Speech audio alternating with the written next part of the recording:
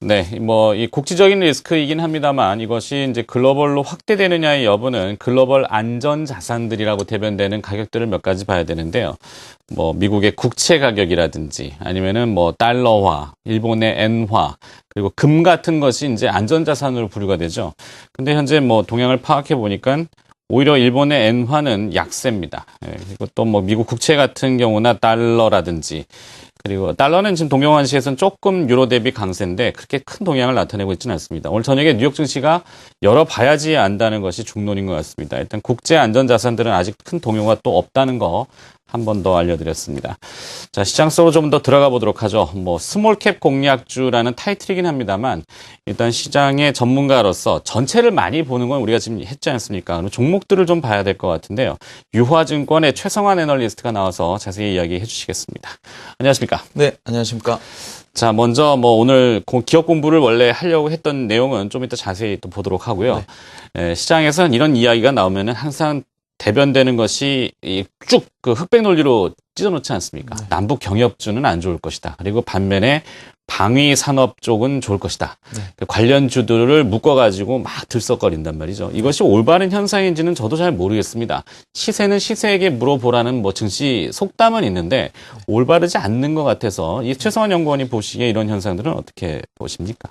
일단 우리가 판단하기에는 기준적으로 핵실험을 했다고 해서 무슨 방산주가 좋다고 얘기를 한다든지 무슨 경협주가 안 좋다고 이렇게 이야기하는 것들은 이런 한 사건을 가지고서 또 이렇게 논리를 가져가기는 좀 어렵다고 판단이 되고요. 이런 것들에 따라서 일일비하고 어떻게 이런 재료에 따라서 또 따라가면서 이런 양극화가 일어나는 것 자체가 좀 시장에서는 리스크가 차라리 그게 더 리스크가 아닌가 이렇게 판단하고 있습니다. 그래서 이렇게 이런 위험성이나 이런 사건들이 있었을 때 이런 쪽에 너무 이렇게 쏠리지 않고 그전에도 꾸준하게 말씀드렸었지만 일단 실적이 안정적으로 기반이 되는 그런 회사부터 좀 찾아보시는 게 훨씬 더 나은 판단이 아닐까 이렇게 생각하고 있습니다. 네. 자, 무분별한 테마에 대해서 다시 한번 경종을 울려드렸고요. 물론 그것이 어떻게 되는지는 저희가 판단할 수는 없지만 판단은 이제 시청자분들이 투자자분들이 내리셔야 되지만 분명히 실체가 없는 것들은 허상일 때 당혹스러운 일들이 많이 있지 않습니까? 네. 무분별한 추종 매매는 삼가하시는 것이 좋아 보입니다. 다시 얘기했고요. 그러면 오늘 기업은 또 어떻게 공부를 해볼까요? 어떤 기업을 오늘 보십니까? 네. 시장 요동을 치지 않기 때문에 기업 공부를 또 해봐야 되겠죠. 네. 오늘 소개시켜드릴 종목은 유비커스라는 통신장비 회사입니다. 제가 지난해 말부터 이제 자주 통신장비 회사들을 소개시켜드리고 있는데요. 그 이유는 이제 스마트폰 보급에 이은 태블릿 PC도 최근에 보급이 많이 활성화되고 있고요. 그리고 LTE 서비스가 전국망을 넘어서 이제는 무제한 요금제 경쟁을 또 하고 있는 상황입니다. 그리고 원래 가정 내 인터넷선이 PC에만 연결이 되어 있었는데 최근에 IPTV나 스마트 TV의 가입자가 급증하면서 이제는 TV에도 연결이 많이 되고 있거든요. 이런 부분들이 이제 트래픽 확대로 이어지고 통신 사업자들이 이쪽에 투자를 많이 확대되고 있기 때문에 이런 통신 장비들 회사들에 대한 그런 관심이 좀 고조되고 있고 실적들이 좋게 나올 것 같기 때문에 최근에는 좀 통신 장비에 대한 그런 관심들을 계속 좀 가져주시라고 이렇게 말씀드리고 있습니다. 네. 자, 이 북행 리스크는 앞서 어떤 전문가가 그렇게 말씀하셨더군요. 이 또한 지나가리요. 당연히 지나가는 재료가 되겠죠. 시장이 안정을 찾는다면은 분명히 또 실적에 기반한 기업들이 주목을 받을 텐데, 통신시장. 우리나라 기업들이 한때 통신대에서 특허를 취득하기 위해서 많이 과열을 좀 보였는데, 네. 이제는 그게 좀 빛을 보는 것 같아요. 네. 글로벌 스탠다드, 표준 특허도 많이 쥐고 있는 것 같고, 네. 통신 관련된 이야기를 그래서 오늘은 유비쿼스라고 아까 했죠. 네. 네. 관련 유비쿼스 어떤 이 핵심 포인트가 좀 있습니까? 일단 유비쿼스에 대한 그런 제품 설명부터 먼저 좀 설명부터 드리겠습니다. 유비쿼스의 제품군을 좀 그림으로 준비를 해봤는데요. 유비쿼스는 통신 장비 중에서 이 액세스망에 들어가는 스위치라는 장비들을 공급을 하고 있습니다.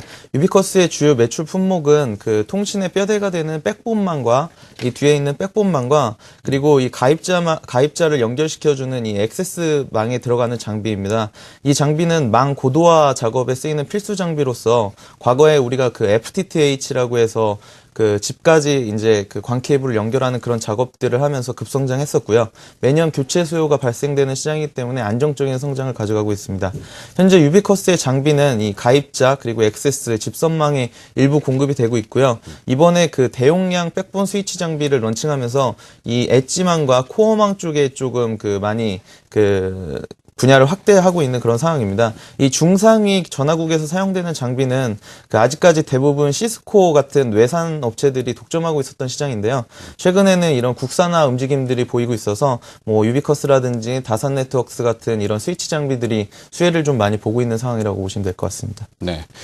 자, 이 국산화의 비율을 높이자. 이건 뭐 과거에도 많이 이뤘던 얘기고, 환율 변동이 요즘 심하다 보니까 수입, 수출 맞추기가 어려우니 차라리 내수에서 조달을 하면은 좀 더 좋지 않나. 그 삼성전자가 추구하는 바가 사실 그거거든요. 뭐 자국 내에서 이제 이 계열을 수직 계열화 서플라이 체인을 잡아놓으니까 좀 더 강점을 가질 수 있는데 통신 쪽도 그런 현상이다. 이렇게 이해하면 되겠군요. 자, 중요한 것은 각 통신사마다 이 밥그릇입니다. 뭐 캐펙스라고 하는 전문 용어가 있지만 시장 분할을 좀 어떻게 하고 있습니까? 그 설비 투자가 최근에 좀 많이 확대가 되고 있는 그런 움직임인데요. 그 앞서 설명드린 바와 같이 모바일이라든지 유선에서 트래픽이 급증하고 있다는 점이 이런 통신 장비 업체들의 실적 모멘텀으로 작용하고 있습니다. 유비커스 같은 통신 업체들이 그 국내 통신 그 사업자들의 설비 투자 계획에 따라서 실적에 좀 변동성이 많은데요. 그 국내 주요 통신 사업자의 그 설비 투자 현황을 표로 준비해 봤습니다. 그림을 보시면 그 2011년도 대비해서 2012년도에 그 KT라든지 SK텔레콤의 설비 투자 금액이 상당히 증가한 것을 보실 수 있는데요. 이것은 트래픽 증가에 따른 불가피한 현상으로 보여집니다. 망 고도화 작업은 전 세계적인 현상이기 때문에 유무선 트래픽 증가에 따라서 네트워크 대역폭이 많이 필요하게 되거든요. 그렇기 때문에 이런 스위치 장비들이 수요가 확대가 되고 있고요. 그리고 과거에 2009년도에 KT의 설비 투자 규모는 3조 2천억 원 정도 수준이었고요. 그리고 SK텔레콤 같은 경우에 1조 9천억 원 정도 수준이었었는데 최근에 뭐 3조 7천억 원 그리고 2조 8천억 원으로 상당 부분 확대된 것을 보실 수 있겠습니다. 네.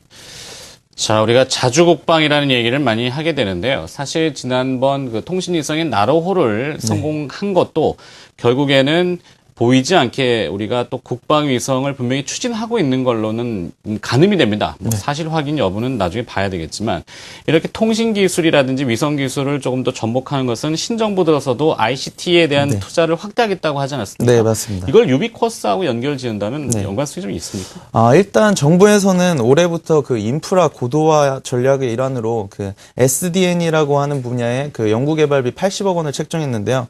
그 차기 정부에서는 이런 창조 경제의 일환으로 ICT 분야에 대한 투자가 확대될 것으로 보고 있고요.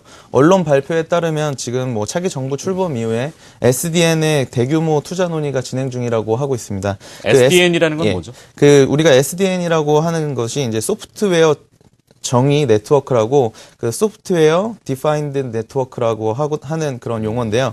스위치라든지 라우터, 그러니까 앞서 설명드린 그런 다산 네트워크라든지 유비커스가 하고 있는 이 네트워크 장비의 두뇌에 해당하는 것들을 이제 제어부라고 하는데 우리가 그 부분을 이제 소프트웨어로 바꾸면서 네트워크 자원의 활용도를 높이는 그런 용어라고 보시면 될 것 같습니다. 구글에서는 2012년도에 그 원거리 네트워크에 그 SDN 기술을 적용하면서 망 활용률을 100% 가까이 끌어올렸다고 하고요. 아직까지 SDN을 적용하지 않은 우리나라 통신사 망의 경우에는 아직까지 40%에서 70%까지밖에 사용하고 있지 못하는 상황이기 때문에 정부에서 이런 인프라 고도화 전략의 하나로 SDN을 도입하려고 지금 하고 있는 상황이고요. 그 IT 전문 리서치 업체인 IDC에서는 2015년도까지 SDN의 영향을 받는 그 네트워크 시장이 40조 원에 달한다고 밝혔거든요. 그렇기 때문에 이런 그 유비쿼스 같은 스위치 장비 교체의 그런 수요 요인으로 작용을 할 것 같거든요. 그래서 이런 통신 장비 업체들의 새로운 그런 그 기회 요인이 되지 않을까 SDN의 도입이 그렇게 좀 판단하고 있습니다. 네. 자, SDN, 소프트웨어 정의 네트워크. 이건 좀 어렵습니다. 전문적인 기술 용어라서 그런데. 자, 일단은 그러면은 유비쿼스 얘기를 지금 해보고 있는데요. 유비쿼스와 또 경제 민주화하고는 이 통신 장비 시장이 어떻게 영향을 받게 됩니까? 일단 통신 장비 업체들이 기존에는 그 통신 사업자들이 발주를 얼마를 내주고 어떤 계획에 맞춰서 이제 그 수주가 진행되느냐에 따라서 그 영향력 그 실적에 대한 그런 변동성이 많이 컸다고 앞서도 말씀드렸었는데요. 이런 부분들이 이제 너무 이제 통신 사업자들한테 이익률을 그러니까 마진율을 너무 남겨주지 않다 보니까 이런 부분에 대한 경제 민주화와 관련된 이슈들이 많았었습니다. 유비쿼스 같은 경우에 지난해 그 LG U 플러스양 매출 비중이 많이 높아지고 있는 상황인데요. 이는 이제 경제 민주화하고도 관련성이 많이 있습니다. 2012년도 고객사별 매출 비중을 좀 살펴보면요. LG U 플러스가 한 50% 정도를 차지하고 있습니다. 유비쿼스는 그 LG U 플러스의 중소협력사 상생 발전 프로그램을 통해서 이 대용량 백본 스위치를 국산화할 수가 있었거든요. 이 백본 장비는 그 IP망의 특성상 예외적인 사항이 많기 때문에 실제로 이 상용망에 적용해서 테스트를 해봐야 됩니다. 근데 LG U 플러스에서 이 상용망을 열어줬기 때문에 제품 개발을 할 수 있었다고 하거든요. 최근에 그 앞서 말씀드린 것과 같이 이제 엣지망이라든지 코어망 같은 그 외산 장비가 독점하고 있는 시장에서 국산화율을 많이 높여가고 있다는 것들도 이 경제 민주화하고 상당히 좀 밀접한 연관이 있는 부분이거든요. 그렇기 때문에 뭐 통신 장비 업체들의 이런 그 경제 민주화 바람이 조금 그 실적의 모멘텀이 되지 않을까 이렇게 보고 있습니다. 네. 자, 그럼 중요한 것은 이 유비쿼스의 이제 실적 부분하고 그다음에 투자 의견까지 함께 정리해서 제시를 좀 해주시겠습니까? 네. 그 유비쿼스의 그 IFRS 기준, 뭐 개별 기준으로 2013년도 예상 영업 실적은 매출액 830억 원, 그리고 영업이익은 155억 원으로 전년 대비해서 한 10% 정도 성장할 것으로 보고 있습니다. 뭐 그림을 보시면은 영업이익률이 조금씩 떨어지고 있는 모습을 보여주고 있는데요. 수익성에 감소하는 부분은 그 유비쿼스의 매출이 정부하고 해외양 매출 비중이 뭐 최근에 많이 높아지고 있는 상황인데 정부라든지 해외 쪽 매출은 기존의 통신 사업자 대비해서 마진율이 조금 떨어지는 시장이라고 보시면 될 것 같고요. 뭐 이런 외형 확대에 따라서 지속 성장이 예상이 되고 뭐 캐리어 이더넷이라는 신규 장비 또한 공급이 될 거기 때문에 이 추가적인 영업 실적 달성도 가능할 것으로 이렇게 판단하고 있습니다. 자, 알겠습니다. 네. 자, 시장이 안정되면 또다시 주목받을 수 있는 리얼리티가 있는 기업을 또 공부해봤습니다. 스몰캡 공략주 오늘은 유비쿼스에 대한 이야기 들어봤고요. 유화증권의 최성환 애널리스트였습니다. 고맙습니다.